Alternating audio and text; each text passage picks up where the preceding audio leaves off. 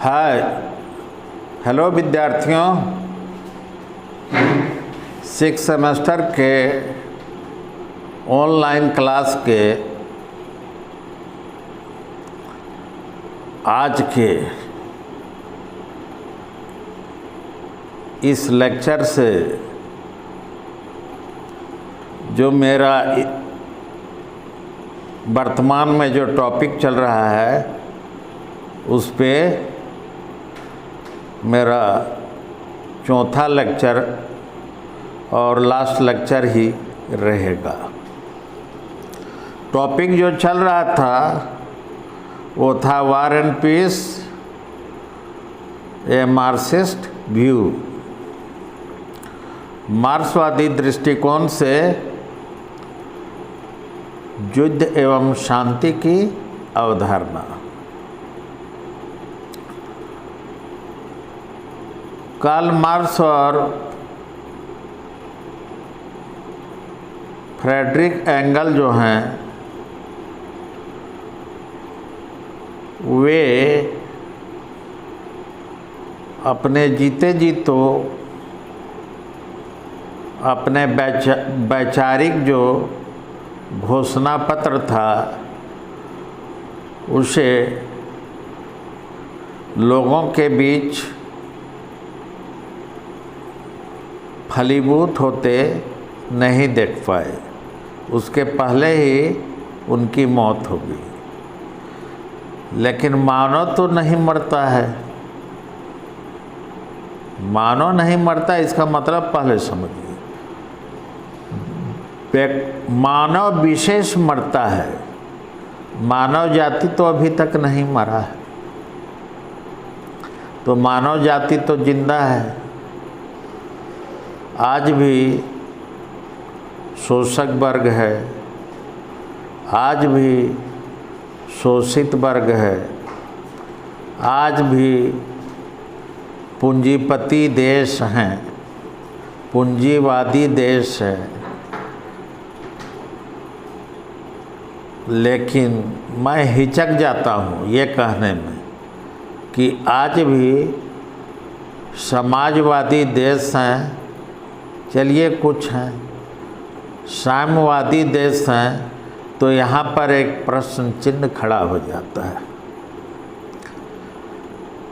Marks आज जिंदा रहते तो वो ज़रूर सोचते कि इतना अच्छा विचार मैंने मानव समाज के प्रति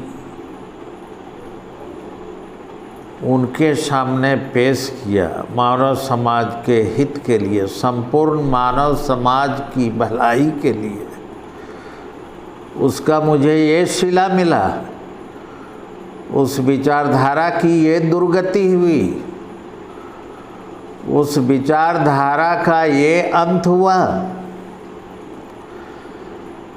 बेचारे यदि जिंदा रहते तो गस खा के तो जरूर मर जाते। तो हम जरा दृष्टिपात करते हैं, उनकी विचारधारा जो है पहले पहले कहाँ लागू हुई। पहले हम देखते हैं कि 2 विश्व युद्ध हुआ था 1900 से लेके 1940 के बीच। एक को हम प्रथम विश्व युद्ध कहते हैं, एक को द्वितीय विश्व युद्ध, first world war, second world war. ये दोनों युद्ध के बाद क्या हुआ? ये दोनों युद्ध के बाद 2 महाशक्तियाँ इस धरती के पटल पे 2 महाशक्तिशाली देशों का अभ्युदय हुआ। एक का नाम USA और दूसरे का नाम, एक का नाम USA है, देखिए ईज पर जोड़ दे रहे है, और दूसरे का नाम USSR था। यहाँ मैं था पे जोड़ दे रहा हूँ। USA का पूरा नाम है यूनाइटेड स्टेट्स ऑफ अमेरिका, संयुक्त राज्य अमेरिका, और यूएसएसआर जो था वो सोवियत संघ कहलाता है। यूएसए जो था या अभी भी है वो एक पूंजीवादी देश है, पूंजीवादी प्रजातांत्रिक गणराज्य है। और यूएसएसआर वो अब नहीं है, लेकिन वो था, एक दूसरी महाशक्ति वही था। यूएसएसआर यानी सोवियत संघ, वो एक समाजवादी साम्यवादी रिपब्लिक कंट्री था।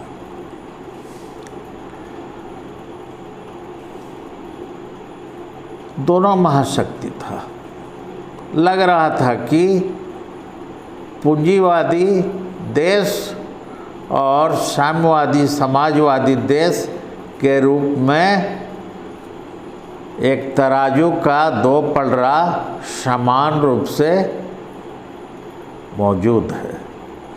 दोनों अन्य देश जो थे, बाकी रेस्ट जो कंट्रीज थी, वे हर समय देखते थे अरे सोवियत संघ जो है वो अमेरिका पर हमला करेगा, यूएसए पे हमला करेगा, और यूएसए जो है उसके बारे भी कभी कभी लोग सोचते थे जब वो थोड़ा हावी होता था कि वो यूएसएसआर पर, सोवियत संघ पर आक्रमण करेगा। ये तो प्रतिस्पर्धा इतनी ज़्यादा दोनों में होती थी, लेकिन आज तक खूबी यह है दोनों आपस में आज तक हथियारों वाली जंग कभी नहीं लड़ा। दोनों सिर्फ आणविक, सामरिक, क्षेत्र व्यापारिक या धनी मानी या खनिज संपदा या अंतर्राष्ट्रीय अंतरिक्ष अभियान, स्पेस शटल, ये सब मामले में ही कम नहीं थे। हर मामले में दोनों देश आगे था, और बाकी की जो इस धरती पे अदर कंट्रीज थी, कुछ रसिया का हामी भरता था, कुछ यूएसए का हामी भरता था, और इस तरह दुनिया चल रही थी।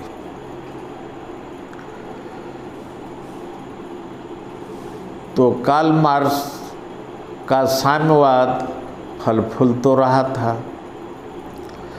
ठीक, और रसिया इस पृथ्वी का एक बहुत बड़ा क्षेत्रफल वाला, रसिया नहीं सोवियत संघ इस धरती पर सबसे ज़्यादा क्षेत्रफल को कवर करने वाला कंट्री माना जाता था कम्युनिस्ट समाजवादी कंट्री में। जस्ट उसी के सोवियत संघ का ही दक्षिण पूर्वी हिस्से में सटा हुआ और एक देश भी धीरे धीरे कम्युनिज्म की ओर को अपना चुका था। वो सोवियत संघ वाली जो कम्युनिस्ट विचारधारा था उससे भी दो कदम आगे था।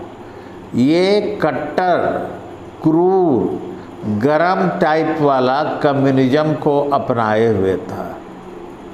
इसका नाम था चाइना। ये दो देश फल फूल रहा था। लैटिन अमेरिका में भी एक देश फल फूल रहा था जिसका नाम क्यूबा था, और इसके जो शासनाध्यक्ष थे, इसके जो कॉमरेड थे, कॉमरेड कहा जाता है, कम्युनिस्ट में शासनाध्यक्ष को कॉमरेड कहते हैं, वो थे फिदेल कास्त्रो। वो भी काफ़ी समय से उनका वर्चस्व था, क्यूबा की राजनीति पे पकड़ थी और उनकी सरकार चल रही थी कम्युनिस्ट की, एकदम यूएसए के सटा हुआ, ज़्यादा वहाँ से दूरी भी नहीं है। वहीं सामने एक कम्युनिस्ट कंट्री वो भी मौजूद था।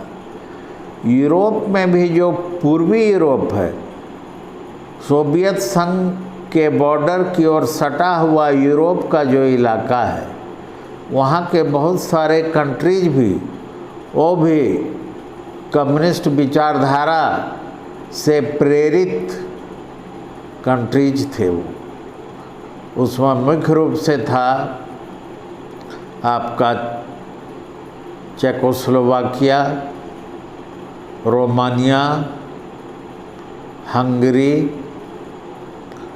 आपका एक और था पूर्वी जर्मनी। घोर कम्युनिस्ट कंट्री यूरोप में था ये सब। लेकिन धीरे धीरे हमने क्या देखा?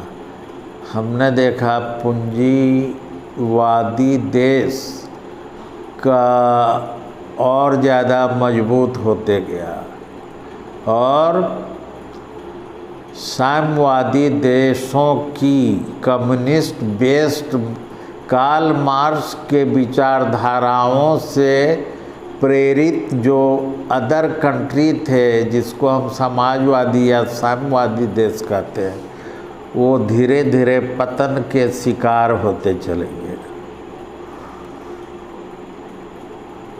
1991 की मैं बात कर रहा हूँ।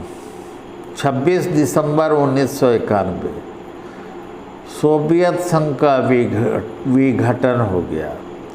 उस समय वहाँ पर गोर्बाचोव का शासन था। गोर्बाचोव ने अपने शासनकाल में उस समय सोवियत संघ में दो शब्द पूरे दुनिया के पटल पे आया। उसका नाम था ग्लास्तीनोस्ती और पेरेस्ट्रोइका। ग्लास्तीनोस्ती या ग्लास्तीनोस्त और पेरेस्ट्रोइका, ये दो शब्द जो है ये मार्क्सवाद को सोवियत संघ से उखाड़ के फेंक दिया और सोवियत संघ के अस्तित्व को भी लोप कर दिया। अब आप कहिएगा ये ग्लास्तीनोस्त है क्या? ग्लास्तीनोस्त का मतलब होता है खुला विचार और पेरेस्ट्रोइका का मतलब होता है पुनर्गठन। तो गोर्बाचोव जो थे, वहाँ के जो शासनाध्यक्ष थे, उन्होंने धीरे धीरे कम्युनिस्ट नीति का उस समय धीरे धीरे विरोध होता जा रहा था सोवियत संघ में, और उन्होंने जनता से बहुमत जनता से प्रभावित होकर या दबाव में आकर ग्लास्तीनोस्त को समर्थन दे दिया, यानी खुले विचार को प्रश्रय दे दिया। प्रेस पर जो सेंसर लगा था वो धीरे धीरे सोवियत संघ में हटाया जाने लगा और खुलेपन और पारदर्शिता की नीति जो थी वो कम्युनिस्ट पार्टी का अब उस पर धीरे धीरे वर्चस्व जो है वो घटना शुरू हो गया। धीरे धीरे यूरोपियन साहित्य, यूरोपियन फिल्म, पाश्चात्य देशों की धार्मिक विषयों में अब सोवियत संघ के लोग रुचि लेने लगे। देखिए, कम्युनिस्ट में और एक बात है, मैं पहले कहना आप लोगों को भूल गया। कम्युनिज्म में ईश्वर का विरोध किया जाता है, वहाँ ईश्वर की पूजा नहीं की जाती। कोई पारलौकिक तत्वों को उपेक्षा की जाती है, न वहाँ परलोक की बातें होती है कम्युनिस्ट में, न वहाँ पे ईश्वर की बात होती है, न आत्मा, परलोक, स्वर्ग, नरक, ये सब कोई बातें यहाँ पर बेसलेस टॉक माना जाता है। इस पर कम्युनिस्ट बेस्ड जो थिंकर होते हैं, जो देश होता है, जो समाज होता है, वो लोग इससे दूर होते। मेरा कहने का मतलब ये लोग घोर नास्तिक होते हैं और विधर्मी होते, ईश्वर को नहीं मानते हैं, आत्मा पे विश्वास नहीं करते।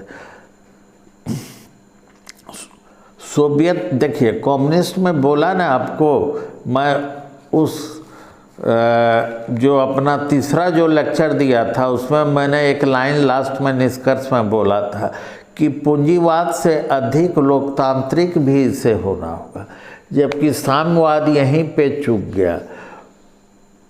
पूंजीवाद में लोकतंत्र होता है, ये मैं नहीं कहूँगा नहीं होता है, लेकिन साम्यवाद जिस रूप में कार्यान्वित हुआ, देशों पे लागू हुआ, वहाँ पे मानव अधिकार को छीना गया। मनुष्य के अधिकार को सीमित ही नहीं, एकदम उसको उससे वंचित किया गया।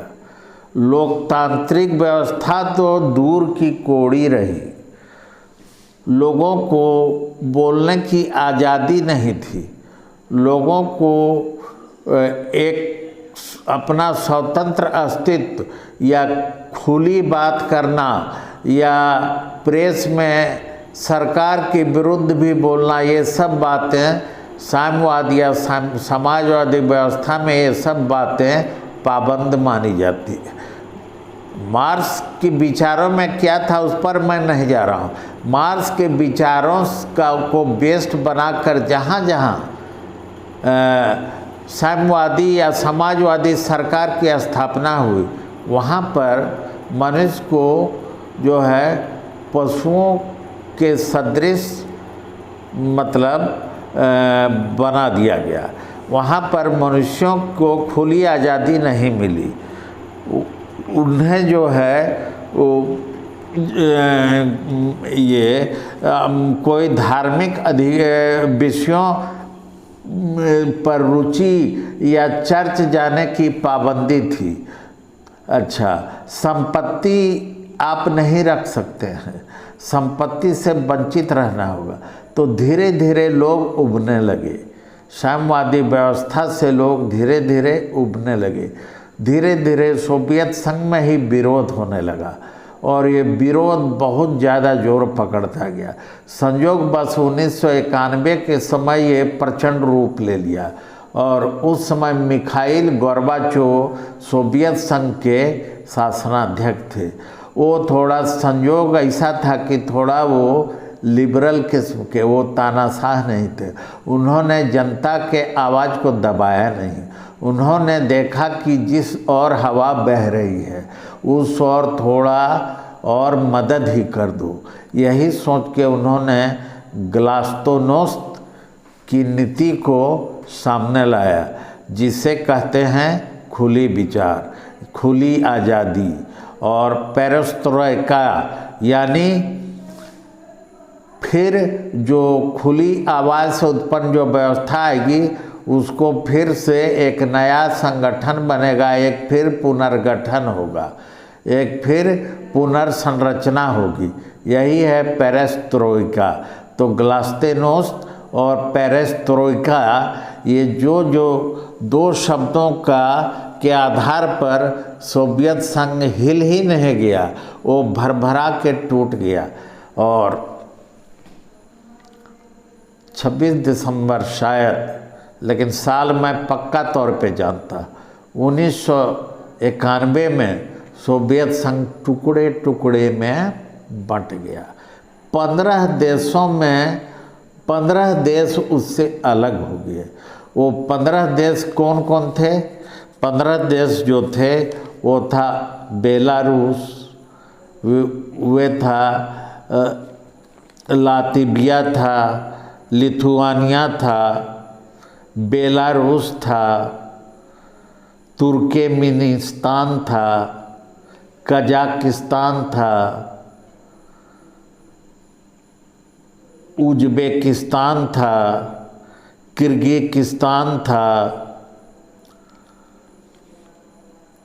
ताजिकिस्तान था, अजरबैजान, आर्मेनिया, जॉर्जिया, यूक्रेन, इतने देश सोवियत संघ से अलग एक स्वतंत्र देश के रूप में आ गए और सोवियत रूस ने भी इसका विरोध नहीं किया और सोवियत रूस से 15 देश अलग अलग नाम से अलग अलग देश के रूप में, स्वतंत्र देश के रूप में, संप्रभुता संपन्न देश के रूप में आ गए। तो इस तरह से सोवियत संघ का पतन होके वो एक अलग, इतने देश निकलने के बाद जो रेस्ट बचा वो रूस कहलाता है। आज रूस में भी कम्युनिस्ट शासन नहीं है। उधर पूर्वी यूरोप में जो रोमानिया, चेकोस्लोवाकिया, हंगरी, पूर्वी जर्मनी था, पूर्वी जर्मनी तो पश्चिम जर्मनी में मिल के फिर एक जर्मनी गणराज्य बन गया प्रजातांत्रिक, और बाकी जो रोमानिया, चेकोस्लोवाकिया या हंगरी, यहाँ से भी कम्युनिस्ट शासन का अंत हो गया। हमारे देश में भी जो 2-3 स्टेट में हमेशा कम्युनिस्ट शासन चलता था, पश्चिम बंगाल, त्रिपुरा, वहाँ उसका अस्तित्व धूल में मिल गया और सिर्फ एक केरल में इसका अस्तित्व है। तो मेरा ये कहना है कि हमने निष्कर्ष में मैं बता रहा हूँ, हमने क्या पाया? हमने ये पाया कि कार्ल मार्क्स का जितना ही अच्छा था देखने में या समझने में या कुछ धरातल पर या वैचारिक जो वो बात बोल रहे थे वो सुनने में जितना अच्छा था, जितना मानव समाज के लिए फलदायी था, भलाई और हित में था, उस रूप में उनका कम्युनिज्म नहीं रहा। वो दुनिया के मानस पटल पर धीरे धीरे भरभरा के गिर चुका है। वो चाइना में अभी बचा है। तो चाइना का भी विचित्र है, कम्युनिज्म नाम का है, लेकिन वहाँ पर जो बात धरातल पर हम देखते हैं वो अलग है। वहाँ पर एक क्या है, तानाशाही व्यवस्था है जो व्यापार पर जोर देता है, जो दुनिया के बाज़ारों में अपने सामानों को बेचना चाहता है। उसने यहाँ तक कि कोरोना भी फैलाया, एक वायरस, ताकि दुनिया के अन्य देश कमज़ोर हो जाए, उसके बाज़ार ख़त्म हो जाए और फिर मेरा बाज़ार पूरे दुनिया में फैल जाए। तो कहने का मतलब है उसका जो ढांचा है, उसका जो काम करने का ढांचा है, उसका जो ये है वो अति पूंजीवादी देश की तरह वो चल रहा है। लेकिन वो चूँकि अपना कम्युनिज्म वाला जो एक होता है वो ढांचा जो अराजकता वाली होती है, एक अधिनायक तंत्र वाली होती है, एक डिक्टेटर वाली होती है, उसको उसने नहीं छोड़ा, क्योंकि उसने भी चाइना में प्रेस को आज़ादी नहीं दी है, धार्मिक आज़ादी नहीं दी है, उइगर मुस्लिम समाज को वह दबा के रखता है और पूरे देश को यही कम्युनिज्म के आधार पर कड़ाई से एक सूत्र में पिरो के रखा है। लेकिन वो जो काम करता है व्यवहारिकता के धरातल पर, वो पूंजीवादी देशों की तरह वाली ही वो काम कर रहा है।